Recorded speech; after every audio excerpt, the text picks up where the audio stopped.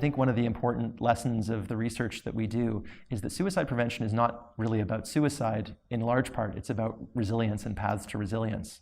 And so if I was a parent, I am a parent, as a parent, I start from the position of saying that my kids are going to encounter distress, because 100% of people out there are going to encounter distress at some point.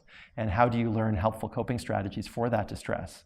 And obviously, if you see your kid not using helpful coping strategies or using harmful coping strategies or talking about suicide, then you need to escalate that to have a discussion about those specific issues. There's now a safety plan that is used throughout the suicide research world, in which people who are at high risk, who come to the emergency department or come into an office, have a sequence of steps that they can take to prevent suicide.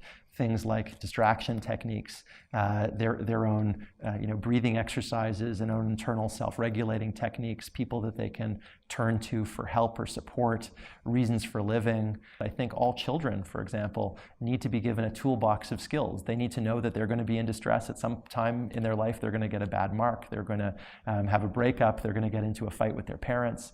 And they're going to have to know how to cope with that. And they need to be sent the message that, A, they're going to be in distress. It's going to happen.